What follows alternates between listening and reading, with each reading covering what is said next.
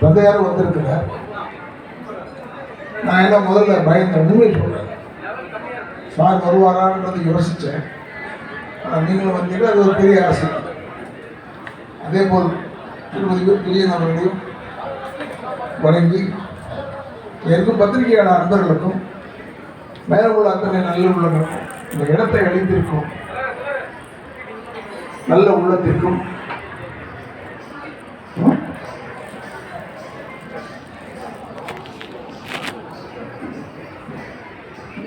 என்னுடைய நிலைமை என்ன ஆயிடுச்சுன்னா, நடிகர் சங்கத்திலேருந்து வந்ததுனால நான் வெளியே வந்துட்டேன். ரொம்ப வருஷம் ஆச்சு.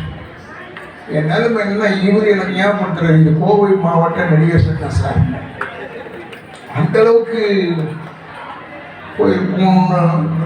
இவர் என்ன நினைக்கலாம். பொதுவாக சினிமாக்காரர் மட்டும் இப்போ இந்த ஃபங்க்ஷனுக்குள்ள நான் வரதா இல்லை. ஏன்னா வராதவங்க அப்போ ஃபோட்டோலாம் போட்டுருக்கும்போது எனக்கு கோபம் தான் வரும். நான் ரொம்ப கோபக்காரன். சரிங்க சார்.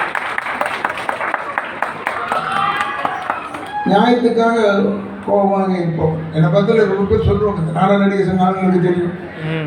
ஈரோடு சாமிலாம் வந்திருக்காரு, அவ்வையார் வேஷம் போட்டு உட்கார் அவர்லாம் எனக்கு நல்ல நண்பர்கள். அவர் வீட்டுக்குலாம் போக வருவேன்.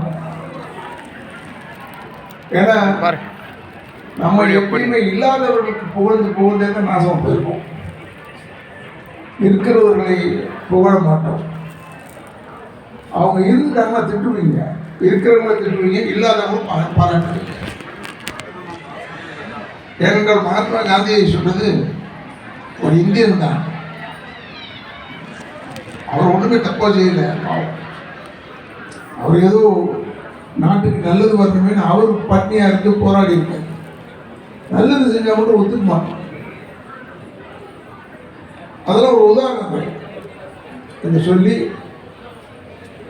நீங்கள் இங்கே அழைக்கும் போது அனைத்தவர்களை அழைக்கும் போது நானும் வரவேணான்னு தான் நினச்சேன். இன்னும் வந்துட்டு கோயம்புத்தூர் நாடக நடிகர் சங்கம் தானே. எனக்கு நடிகர் சங்கத்தோடு ரொம்ப தொடர்பு உண்டு. கோயம்புத்தூரோட எனக்கு அவ்வளோவா இல்லை.